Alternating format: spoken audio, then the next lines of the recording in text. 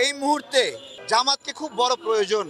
একটা পরিবার জানে না যে তার সন্তান কেরানীগঞ্জে আছে না কাশিমপুরে আছে, নাকি আয়না ঘরে আছে, নাকি সাগরের তলে আছে, নাকি নদীর তলে আছে, নাকি আফ্রিকার কোনো জঙ্গলে আছে, জানে না। এইটা তো খুন হওয়ার চেয়েও বড় একটা শাস্তি, গুম হওয়া। যে পুরা পরিবার, একটা সন্তান তার বাবার মৃত্যু দিবস কবে সে পালন করতে পারে না, জানে না।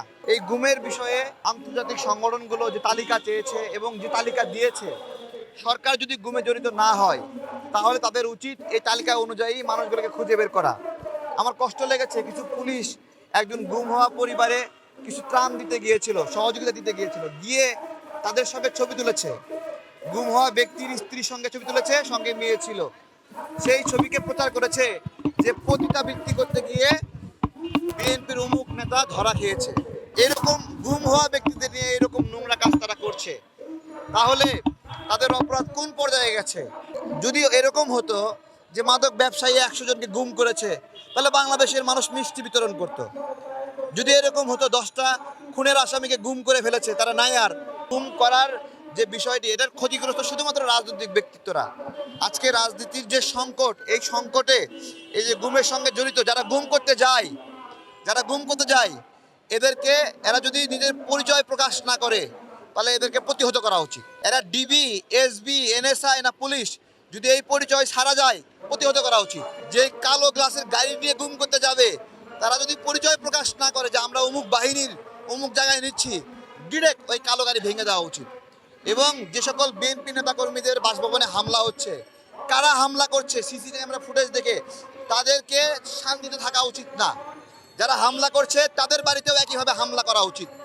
এখন যেহেতু রাজনীতির বাইরে হামলা করছে রাজনৈতিক কর্মীদেরকে, সুতরাং যারা হামলা করছে ওরা কেন শান্তিতে থাকবে? ওদেরও অশান্তি শুরু করা উচিত। যারা হাত ভেঙে দিচ্ছে তাদেরও এর প্রতিকার দেওয়া উচিত। গ্রেপ্তার কারা হচ্ছে? গত 1 মাসে বাংলাদেশের অপরাধ চক্করে কোনো অপরাধী গ্রেপ্তার হয়নি, শুধুমাত্র রাজনীতি করার অপরাধী ব্যক্তিরা গ্রেপ্তার হয়েছে। এখন যারা রাজনৈতিক কর্মী তারা ভয়েতে রেল স্টেশনে থাকে, রাস্তার পাশে গিয়ে ঘুমায়। এখন সেখানেও গিয়ে পুলিশ গিয়ে আনসার গিয়ে লাঠি দিয়ে খোঁচায় দেখে যে এ আসলে এই ফুটপাতের লোক নাকি বিএনপি নেতাকর্মী।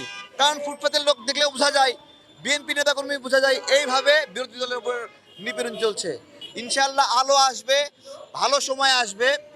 আমাদের যে বয়ান এবং কথা, সেটি হলো এই মুহূর্তে জামাতকে খুব বড় প্রয়োজন। জামাত যদি 71 যুদ্ধ অপরাধী হয়ে থাকে, কিন্তু তারা এই প্রজন্মের যোদ্ধা, এই প্রজন্মের গণতন্ত্রের যোদ্ধা, এই প্রজন্মের মুক্তির জন্য সংগ্রামী মানুষ। সুতরাং অনেকে জামাত বিষয়ে অ্যালার্জি, জামাত বিষয়ে বুঝতে চান না। আমি এই গুম হওয়া মানুষগুলোকে সামনে রেখে বলছি, প্লিজ আপনারা এরকম করবেন না। এই মানুষগুলোর জন্য অন্তত ঐক্যবদ্ধ হন। এই মানুষগুলোকে আয়নাঘর থেকে বের করার জন্য অন্তত চরমোনাই ভাইদেরকে সাথে নেন, অন্তত জামাতের ভাইদেরকে সাথে নেন। তারা তো বলছে না আমরা বামের সাথে বসবো না, তারা তো বলছে না আমরা সেকুলারের সাথে বসবো না। তারা কিন্তু নিজ জায়গা থেকে ছাড় দিয়ে সবার সাথে বসার জন্য আগ্রহ পোষণ করছে।